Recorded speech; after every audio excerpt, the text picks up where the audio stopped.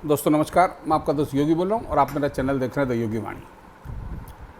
तो क्या हमारे मुख्य न्यायाधीश सुप्रीम कोर्ट के रामकृष्ण गवई, BR गवई,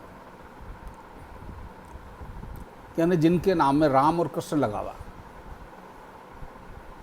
उनको सनातन का अपमान करने का अधिकार मिल गया खाली सुप्रीम कोर्ट की सीट पर बैठते ही। हालांकि वो बताते हैं कि हमने बौद्ध धर्म ग्रहण कर लिया है और बौद्ध धर्म महात्मा बुद्ध को तो सनातन वाले अपने 10 अवतारों में शामिल करते हैं कई जगह, लेकिन और उनको मानते भी हैं, घर घर में उनकी मूर्तियां हैं। और जब से चीन से भारत का संपर्क हुआ तब से वास्तु के नाम पे जितने भी खिलौने टाइप के आ रहे हैं उनमें भगवान बुद्ध की लाफिंग बुद्धा और ये सब बुद्ध के रूप ही हैं, ये सब आ रहे हैं। लेकिन बौद्ध बनते क्या सनातन को अपमानित करने का आपको अधिकार मिल गया? सर्वोच्च संवैधानिक पद पे बैठे लोग ही अगर इस तरह किया करेंगे तो क्या होगा? आज 17 सितंबर है और आदरणीय प्रधानमंत्री श्री नरेंद्र मोदी जी का जन्मदिन है। उनको बहुत बहुत बधाई हो, बहुत यशस्वी हों, बहुत उनकी आयु लंबी हो, स्वस्थ रहें और देश के लिए, देश को बढ़ाने का काम करते रहें। उनसे आज जन्मदिन पे मैं गिफ्ट मांगता हूँ कि सनातन के विरोध करने वालों का कुछ न कुछ इलाज जरूर होना चाहिए। किसी भी पद पर बैठा हुआ व्यक्ति सनातन का अपमान नहीं कर सकता। 1946 के 16 अगस्त के डायरेक्ट एक्शन डे को आह्वान करने वाले तत्कालीन बंगाल के गवर्नर सोहरावर्दी, जिन्होंने हिंदुओं को साफ करने के लिए पुलिस को प्रतिबंधित कर दिया था और सनातनियों को हजारों की संख्या में कत्ल कर दिया था। उनकी योजना थी कि अगर हिंदू यहाँ से हट जाएगा तो कलकत्ता, पूर्वी पाकिस्तान जो बांग्लादेश बन गया, में शामिल हो सकता है। लेकिन सनातन में कुछ वीर थे जिन्होंने ऐसा होने से रोका, जिनमें थे गोपाल चंद्र मुखर्जी यानी गोपाल पाठा, जो 2005 में तक जिए और उन्होंने इस देश में बहुत कुछ होते हुए देखा। हो सकता है उनको भी अफसोस होता हो कि किन परिस्थितियों के लिए हमने तलवार उठाई थी। तो खैर, सनातन में समय समय पर ऐसे वीर आते रहते हैं। तो सनातनी क्या वीरों से खाली हो गए हैं? हम प्रतिकार भी नहीं कर सकते। हालांकि सोशल मीडिया पे बहुत प्रतिकार आ रहा है और बहुत लोग जस्टिस गवई की खिंचाई कर रहे हैं। क्या भारत के मुख्य न्यायाधीश माफ़ी मांगेंगे?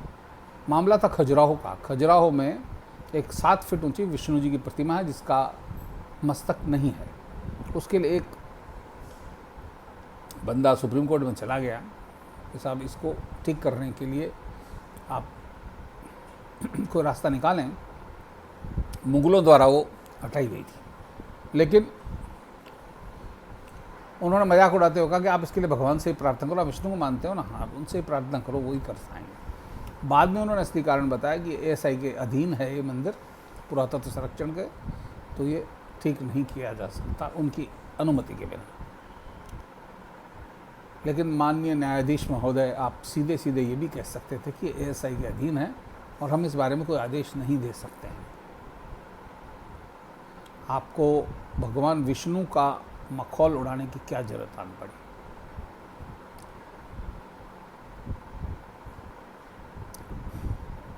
मैं भगवान विष्णु का अनन्य भक्त हूँ, फिर और आपने अपमान करके मेरे जैसे हजारों, हो सकता है लाखों, हो सकता है करोड़ों लोगों की भावनाओं को कितना आहत किया है। उसके बाद भी आप पद पे बैठे हुए हैं। बहुत सारे लोगों ने राष्ट्रपति से अपील की है कि उनको महाभियोग लगाकर हटाया जाए।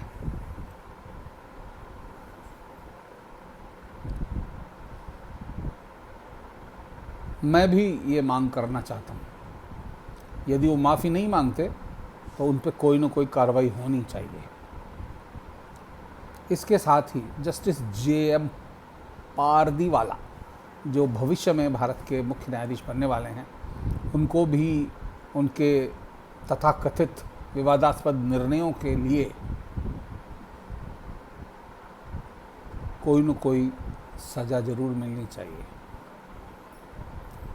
अभी तक तो सुप्रीम कोर्ट उनके 2 जजों की बेंच वाले निर्णय को, जिन्होंने उन्हें राष्ट्रपति और राज्यपालों को टाइम बाउंड किया था, उसको रोकने में लगे हुए हैं,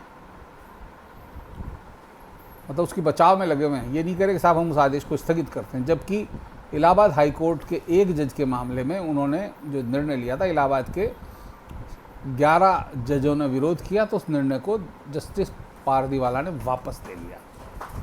अब राष्ट्रपति और राज्यपाल वाले मामले में, यानी संविधान को ही दोबारा से लिखने की कोशिश के मामले में, सुप्रीम कोर्ट के गले में कौन सी फांस अटक रही है और कौन सी ऐसी इज्जत का सवाल, उनका इज्जत का फलूदा हो रहा है कि वो इसे बचाने की मुद्रा में लगे हुए हैं। और अभी राष्ट्रपति द्वारा पूछे गए 14 सवालों के जवाब में जो संविधान बेंच गठित हुई, उसमें आए दिन इस तरह की बहस की गई है। अब सुप्रीम कोर्ट को कितना समझ में आता है, ये देखने वाली बात है। सरकार कितना समझा पाती है, ये भी देखने वाली बात है। लेकिन मेरा मानना है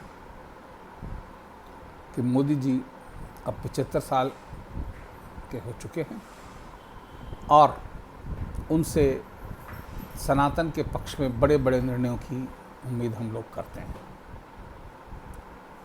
तो प्रधानमंत्री जी, एक बार फिर से आपको बधाई,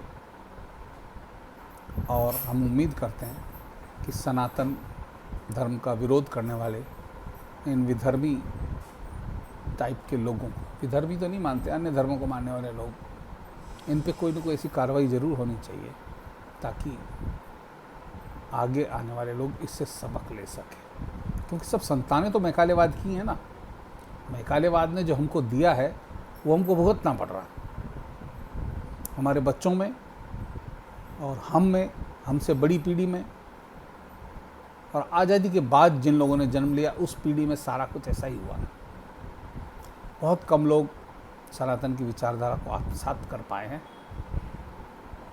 आपके आने से सनातन में एक नई ऊर्जा का संचार हुआ है। भगवान करे ये ऊर्जा सतत यूं ही बहती रहे और सनातन धर्मी धीरे धीरे जागरण को प्राप्त हो। तो दोस्तों, आज के लिए इतना ही, फिर मिलते हैं अगले किसी वीडियो में। जब तक जय हिंद, जय भारत, वंदे मातरम, जय श्री राम।